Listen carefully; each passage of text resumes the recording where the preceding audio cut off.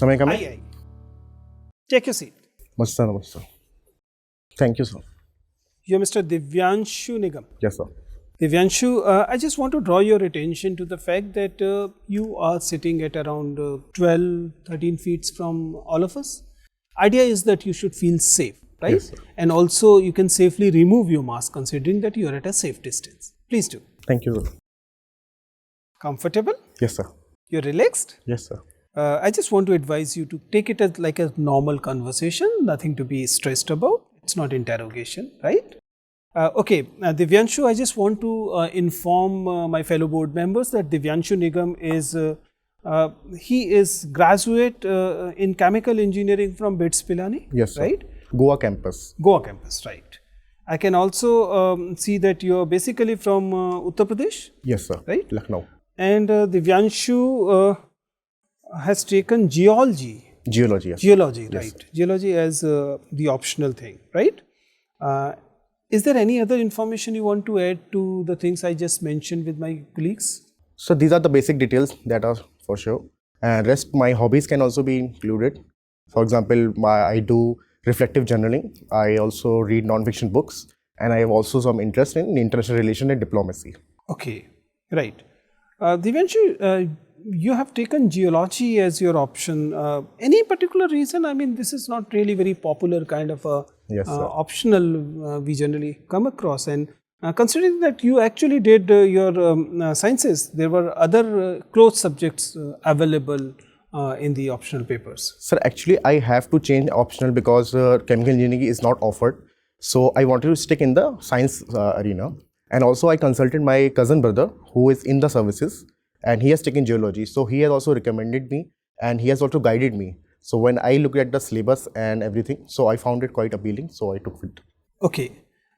You've also mentioned that you belong to a family where your father was a conservator of forest Yes, sir. when Indian he forest, sir. retired, Yes, right? sir. Yes. So, I presume that you feel about nature, you feel about, in general, about the vegetation and forest. Am I right in assuming that? Yes, sir. Right? Yes, sir. Okay, tell me, if we look at Uttar Pradesh, your home state, it is culprit in a sense that it is one of those huge states which has very little forest cover, Yes, sir. right? There are environmental burden over rest of the country. Do you believe that it is time when states like Uttar Pradesh and Bihar who feed on the, who piggy ride on the other states when it comes to environment should pay for it? So in a monetary way. In a monetary way, they should compensate the forest-rich states like Madhya Pradesh for ultimately the resources from the forest, both in environmentally and the forest produce, are shared by everybody.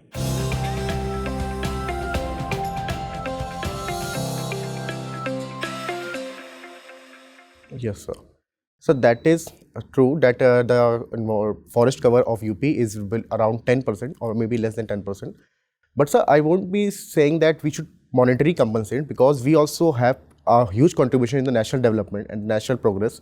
For example, we have been the huge producer of the wheat and rice, but we do not ask the other small states to pay us for this.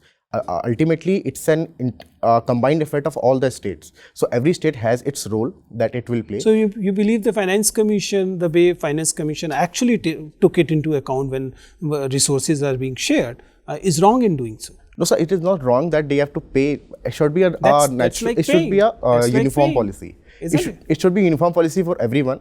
That But the policy is that the states which are doing well environmentally are given extra resources in comparison to states like UP, which are not were doing badly when it comes to environment. So, but you appears to be disagreeing with the Finance Commission here. So I would rather say that given the present situation, if we are making progress on that, so that should be accounted for, that we are progressing. But if we compare between the UP and MP, so MP has a huge forest area.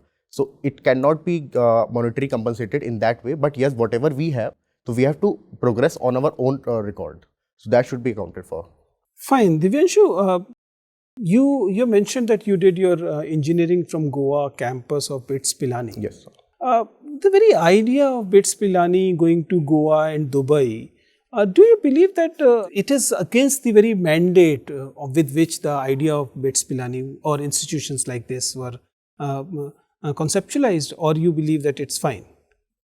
Because I believe that it dilutes the brand equity of BITS Pilani a lot, considering that both at Goa as well as in Dubai, especially in Dubai, the quality of teaching, learning process and the entire thing is not comparable with the BITS Pilani thing. Sir, actually the home campus is Pilani, of course, and it has been there for last 80 to 90 years. So obviously, the new campuses will take time to reach up to that level.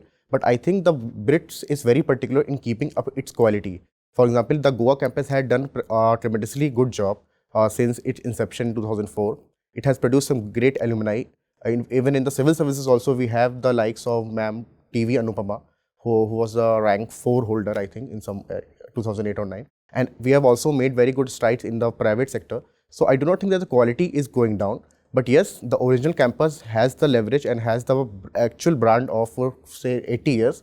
So that our other campuses are also taking benefit from that. Fine, thank you. So, Divyanshu, your interest area is diplomacy. Yes. Right? What quality would be inherent in a good diplomat? So ability to listen to the other people's opinion and articulation skills to convey your own opinion to the others, so in a convincing manner. Okay. See, there are three roads where our foreign policy is moving, right? Protection of environment, Yes, sir. and rejection of the protectionism, and prevention of terrorism. Can you tell me something about it with example regarding all three roads? So the first road that you have mentioned, that is the protection environment, that we have been a leading player in the Paris Climate Accord, and we have been doing very good in our fulfilling our INDC targets. We have also established the International Solar Alliance, that is a very important thing, and we are also committed towards reducing the conventional use of fuels. So this is our first. Secondly is the, I think you have said counter-terrorism, right? So I think yesterday or day before only, our Honorable External Affairs Minister has given a 8-point agenda how to move towards counter-terrorism and how to push for the convention on the banning of the terrorism. So this has also been there, and we have been a very vocal supporter of getting an international definition of the terrorism also. And regarding the third point, that is the multilateralism. So India has been a great beneficiary of the globalization and the multilateralism. So we have always been pushing for multilateral order, and we have always been reducing the impact of large powers. And for example, that we are also seeing that in our oil imports, we have been constantly diversifying our oil so that we do not depend on one single order that is led by the Saudi Arabia or Iran. So in this way, we are always moving towards open seas and WTO reforms and United Nations reform. So I think these are the things. Okay, very good. Why Sikkim is proclaimed as chicken neck? Sir, actually it is a Siliguri corridor that is right south to that. Sir, actually it is firstly the geography and the shape of it looks like a neck of a chicken. So this is there, and secondly is that the northeast in India, that part of is connected to the mainland India through a very narrow corridor of, I think, 36 kilometers at its closest point. So that is a very crucial strategic point also. If some other power blocks that or controls that area, so it will virtually cut off the head of our neck of our chicken, that is the northeast India. So that is why it is called. Which article of the Constitution is dealing with the protection of environment? So I think it's Article 48 under the DPSPs. Yeah, fine. 48A. Can you tell me something about sustainable development? So sustainable development basically talks about two things. Firstly is the intergenerational equity, and the secondly is the intergenerational. For example, in the intergenerational, we have to develop in a way that the development is very inclusive of all the people, regardless of the developing world. And the intergenerational, we have to keep in our mind that our present level of development doesn't come at the cost of our future generation availability of the resources. So in this way, we have to hit a balance between our development goals and our economic goals. Have you studied that in sustainable development, there is a paradigm shift? We are moving from island perspective to a territorial perspective. So I'm not very sure about Okay, okay, no issue. Tell me something about right to vote. Which kind of right it is? It is a constitutional right, or It is like So it is a constitutional right under Article 326, I think. That is a universal adult franchise, for which every citizen, unless and unless specified and are listed that they cannot be allowed, they are given the right to vote to their in their constituencies. but as far as the Representation of People's Act 1951 is concerned, it is also proclaimed as a statutory right. Yes, so that is also statutory right, but the constitutional right is on the higher pedestal. So that fact. In what circumstances right to vote of a citizen can be on hold? So one is the preventive. If he is under the preventive detention, then his right can be reduced. Another is that if he is involved in any anti-state activities, for example, terrorist activities, if he is convicted also in that, so that can also be a reason. And if he is as I can only remember two. Okay, no issue. Fine. Divyanshu, you come from Uttar Pradesh. So in Uttar Pradesh, there is a trend towards renaming places. Yes, sir. Okay, so how does it help the administration by renaming places? So I think it doesn't cause any effect on the administration, because we at the administration should not be worried about the name of the state or name of the city. Rather, it should be more about the maintaining the law and order, and irrespective of the name. So which are the places whose name have been changed recently? So firstly, a very famous is the Allahabad has been changed to its original name of Prayagraj. Another one, I think recently there has been a resolution of changing the name of Aligarh to, I think, Ramgarh. There is something like this. And there is also in talks about changing the name of the Lucknow to Lakshmanpur, but that has not been materialized till now. Fine. Do you think there's some kind of like communal angle in changing these names, or do you think it is fine? So I do not think it's a communal angle. It's just the opinion of the government in the power, and it can not that big a deal. It can be changed later on also. So we should not be worried about these type of things, and rather focus on the more important issues in our state. For example, population is a more important issue. Yes. So again, Uttar Pradesh government is going for coercive measures. So do you support it? No, sir, I do not support the coercive measure. Rather, I would support the incentives part of that bill. That should be promoted. That, for example, there has been provision that there will be subsidy on the land that you can buy. And so you are against the coercive measures that are being taken? Yes, sir. I do not support this. Right. And if your interest is in international relations and diplomacy, so can you tell me what is the connection between foreign policy and diplomacy? How these things are connected? So diplomacy basically means the art of convincing other people to your whatever we want to say them. And foreign policy is a more specific manner that what a country's foreign policy regarding the foreign affair is.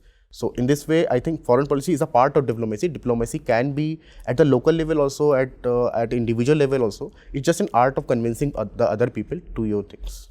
Okay. And if we have, like, we often hear about these terms track 1, track 2, track 1.5 diplomacy. Can you tell me the difference between track 2 and track 1.5? In track 1.5, there are some diplomats and some scholars also, I think they are involved. And in track 2, it's mostly at the official levels. Track 2 is official? Official as in the diplomats level. And track 1 would be unofficial? No, sir. Track 1 would be at the ministerial level. Are you sure or you are guessing? So I am not very sure, but I think it is around this. Okay, please look it up. And what do you understand by this term bad bank? Why it is in news? So bad bank, by its very name, it calls about we create a bank that will collect all the bad loans, that is the NPAs that are being there, and put it in a single entity and give them the power and the resources in a way that power as in the managerial. Has a bad bank been created in India? Is there a bad bank? So I think there is a proposal for asset reconstruction companies, but there is no bad bank as of now. You are also a student of geology. What is this concept of fracking?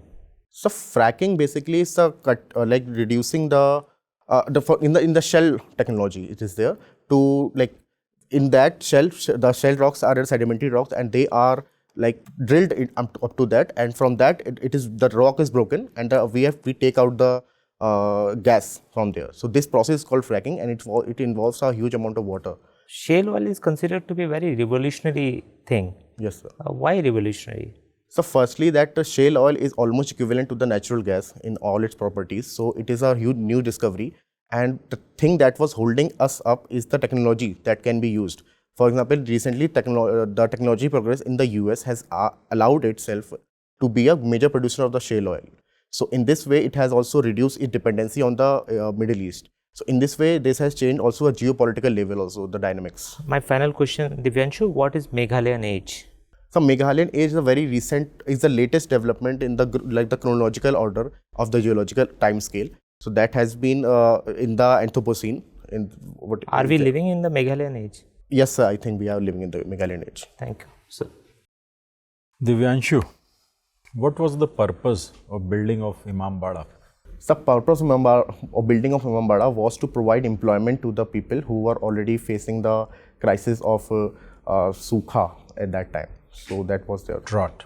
drought. Yes, sir, drought. Okay. What was the contribution of Nawab Awadhs in the history? So their contribution is tremendously in the art and culture development of the UP and of the India of heritage of on the whole. The type of Lucknowi cuisine that we have has also picked up under their Nawabship, and the work of the chicken curry, Zardozi, these have also picked up in that. And the Lucknow architecture in particular, Avdi architecture that we see in the in Imambara, in the clock tower, so these things have also contributed a huge tremendously in this. Okay. Do you know anything about Uda Devi? No, sir. Don't have any idea. No, sir. Okay. Your optional is geology. Yes, sir. There are many rock structures in India like Dharwad, Kudappa, Vindhyan, Archean. Could you arrange all them in chronology?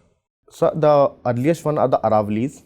Then comes the Kadapa region, Kadapa and Singhbhum in the south and the west. Are you sure? Or just guessing? No, earliest is the Aravali, then there is Dharwad. Leave it. Please tell us something about rock cycle.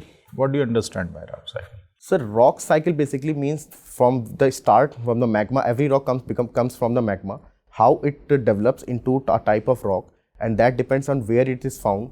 For example, if it is at the very low, inside the level, that it can be igneous and further transform into the metamorphism, under pressure and temperature, so it can be transformed into the metamorphic rock.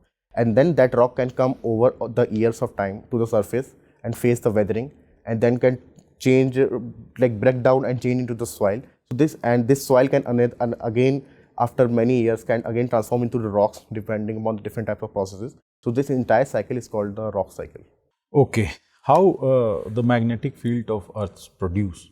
So the origin of the magnetic field of the Earth comes from the semi-solid outer core of our Earth. So from there, the iron and nickel is very high. Content of iron and nickel is high in the outer core, and that has been in a constant motion. So this, due to the electromagnetism, this produces the waves that interact with the sun's magnetic field. So that is why we get the magnetic field interaction. Okay, last question from my side. What are your weaknesses, Divyanshu? So one of the weaknesses is that I get very overcritical of myself many a times, that I overanalyze myself. And secondly is that I sometimes get stubborn about the things. So that I have been working on. So these are the One more question from my side. You just told that you are sometimes overcritical. Yes, sir. Please critically evaluate the law and order situation in Uttar Pradesh. So law and order situation in Uttar Pradesh covers a huge population of 25 crore people. So there have been both sides of the thing. There have been many success stories regarding this also, and there have been many instances of failure of this. For example, how the Hathras rape case was handled was not very good. Even in the COVID times also, the way the administration did, I know they did a lot of efforts to whatever they did, but the picture that was shown to the people through the news medias and all, so that does not portray a very good picture of that, of the UP law and order situation. Also the rising, I will not say rising, but the rising perception regarding the safety of women that has been deteriorating, that has also speaking volume of how the women are not very safe in the UP. Okay, got it, Divyanshu. Thank you, sir. Divyanshu. Yes, sir. Divyanshu, recently Ministry of Environment, Forest and Climate Change has come up with certain guidelines that is related with the extended producer's responsibility for the plastic waste management. Yes, sir. What are those models which are being governed under this plastic waste management? So I'm not very sure about You are not aware. Anyways, what is the difference between the news and the advertisement? Is there any possibility when the advertisement itself become the news? So news basically means the idea of conveying whatever you want to convey. That is the news. In general, it should not be sponsored. It should be rather free. But in sometimes even ads can convey the news whatever they want to do. Like for example, news about the shareholding. For example, the companies list out their dividends, whatever their policy is there. So Can that you cite also- any example where advertisement has been turned out as a news? So that's why I'm telling that the private companies give their ads, but in that they convey the news of their company's performance to their. Do the governments, commit same kind of, modus operandi? Sir, they do, but that is not exactly new. That is more of an awareness campaign. Awareness campaign. So, So, is there any difference between the propaganda and the news? so news is a general word. Propaganda is a very specific word when a false narrative or one-sided narrative is proponent to the public through news. That will be propaganda. What is the connection or the relationship between the Stockholm, conventions and the banning of persistent organic pollutant? Because recently central government has decided to ban 7 POPs. What would be the possible impact would be there? So firstly, it will be focusing on the whatever is happening to the ozone layer. So that has to be reduced. For example, I think yesterday only India has moved ahead to ratify the Kigali agreement in addition to the Montreal Protocol. So that is like banning the HFCs also, because they are also doing bad to the global environment.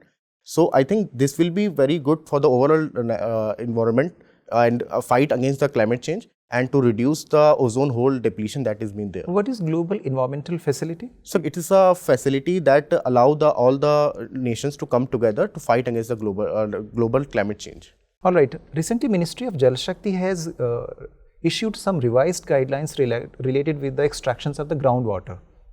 What are those guidelines? So I'm not very sure about You are the not exact aware. provision. Anyway, today itself, Government of India, it has scrapped the 4% reservations to the given to the Divyang persons in IPS and paramilitary forces. Do you think this is the good move? So if government has done that, there should be some thought given to this. I'm not very sure about the exact thought that has been given, but I think if such a reservation is creating problem in the law and order, making law and order situation at the IPS, if there is, so because there are physical requirements also required while doing your duty. So if that is the case, then it is okay. But if any other rationale is given, then I'm not very sure about it. Central Pollution Control Board has released recently some guidelines related with the biomedical waste management. Because we have seen during the COVID-19 period, a lot of the biomedical waste has been produced. Which are those guidelines? So these guidelines basically ask for the safe disposal of all the waste product that has been there. For example, the PPE kits that are being there, or the syringes, or the waste material coming out from the body. So these have to be segregated at the different Segregation level. is one. Segregation is there, and proper disposal at the safe places, so that they do not spread the disease from them. Okay, right, sir. Okay, Divyanshu. Yes, sir. Divyanshu, you did your chemical engineering. Tell me, what exactly is the hydrocarbon policy of India? Sir, the latest policy of development is the HELP. So that has been there to attract the private sector into the extraction, into the exploration of the hydrocarbon and extraction of it. How is the HELP different from NELP? So the first major difference is that this now gives a license for open acreage. For example, in this, whatever type of resources that the companies find in the particular area, so they can extract any of that. Earlier, it used to be very resource oriented. For example, if the license is given only for the coal, and if we get any other resource, so they cannot extract that. And secondly is that the revenue sharing model has also been changed. For example, earlier it was revenue sharing, and now earlier it was profit sharing, now it's revenue sharing. I'm not very sure about this, but there has been change in this. Okay. You mentioned that you like online teaching on certain platforms. If you look at the new education policy, there are specific provisions of incorporating online teaching. Tell me, what exactly is blended learning as per the NEP? So blended learning basically means when we have integrated the two types of the online and the offline. For example, a certain portion can be taught in the major portion can be taught in the offline mode, but value addition can be given to the online mode if something better is available at the online platform. So that can be there because it allows the personalization of the teaching of the learning for the students. One method of doing so is through MOOCs. What exactly are MOOC and how do we standardize MOOC? So MOOC is basically what we have in the SWAMP and SWAMPrabha. For example, these are the pre-recorded lectures that are standardized, that are where the major institution, for example, IITs have been. So MOOCs are only the lecture or it's more than that? So these are the courses, but mostly related to the like standard courses available that are for the. What you're saying is that uploading a lecture on the YouTube, maybe in a chronological order, will make it a MOOC, or MOOC is more than lectures? So I think it is more than lecture, but lectures. What are the other elements of MOOC apart from lectures? So I think there must be some evaluative measures, examinations, quizzes that must be also be there. I'm not very sure about the exact. You're not sure about it. No problem. You've also mentioned that you like non-fiction, Yes, sir. right? Which publisher you like most? So author. Publisher. So publisher, I'm not very sure of the publisher. I look at the author more. But there are publishers who are happy publishing certain authors and others are not. I mean, publisher are generally a good method of choosing books, isn't it? So I do not go, maybe I may be different in this, but I do not look for the publisher, rather I look for the author, what they have written and the reviews that the book. Okay, what is an ISBN? So ISBN is basically a international set of numbers that have been agreed upon to identify a Who book. awards ISBN in India? So I'm not sure. You're not what sure India. about it.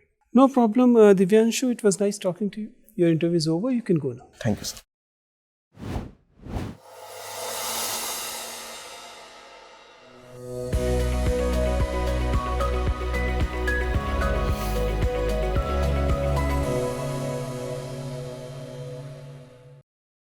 Come, Divyanshu, take your seat.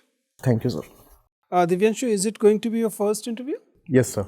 Okay, and what's your take? You're happy with your performance, or you believe that it can be a little better? You still have a month? So yeah, of course there can be many improvements in this, but I am happy about my performance. I think mostly the question that I couldn't answer was of factual nature. For example, the guidelines that I can read more about that. Right.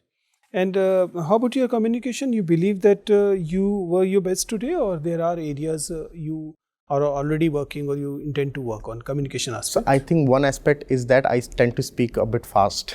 Right. So that has been a one thing, but rest I think it's okay. See, okay, Divyanshu, see, you're a good candidate, your background is good. Overall, it appears that you have put in good hard work and it reflects well.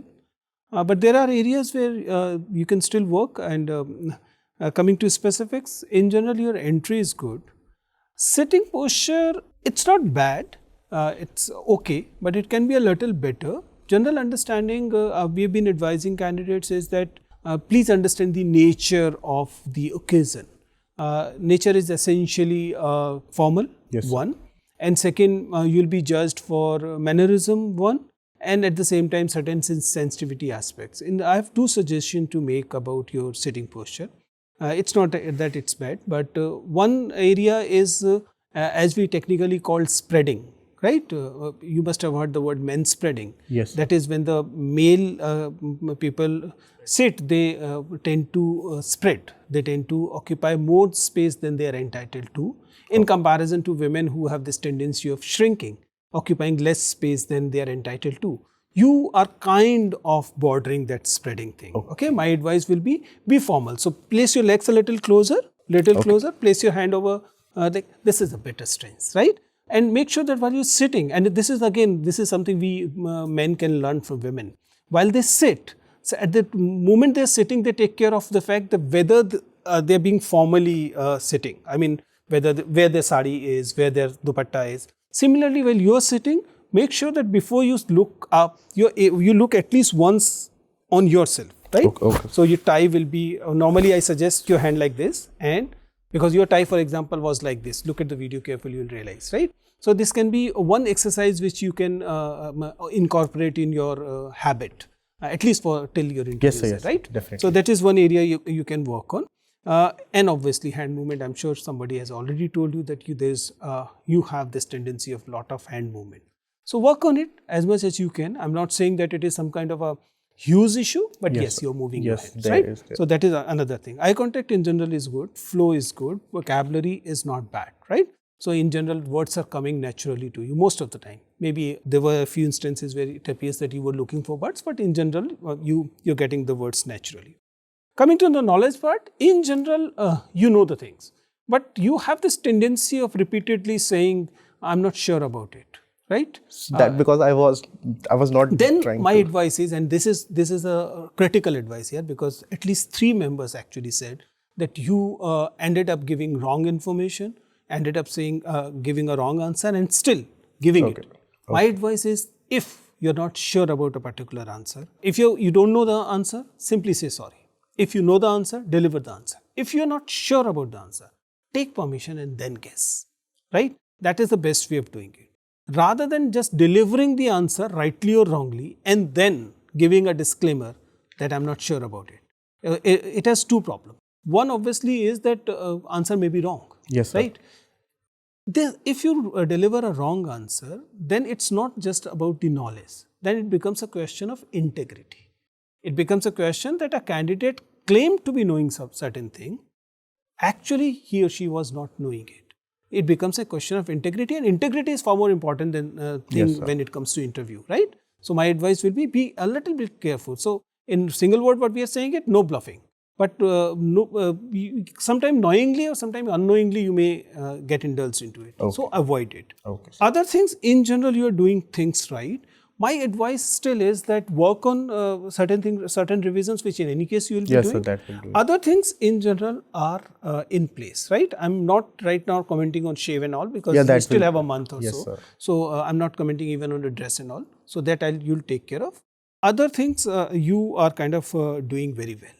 So I'm happy about your whole performance, and I'm sure you'll be doing even better 10 days down the line, right? All So the just best. I want to ask, is sitting like this okay? This is very objectionable because of 2 reasons. One, as I said, it has this element of spreading, right? You're occupying more space. And this leaning gesture sometimes is a gesture which is there when you pounce at somebody. Oh, okay. Right? Aggressive nature. It appears a little bit offensive. You see, देखिए, आसान भाषा में सबसे आसान तरीका होता है सबसे सहज होना, और ये सहज gesture नहीं है, So right? ये Relax is सही है. and still a little straighter. That is better, right? But you shouldn't be stiff. You should be relaxed, right? That is the best way of doing it. Okay, sir. Right? Thank you, All sir. the best. Thank you, sir.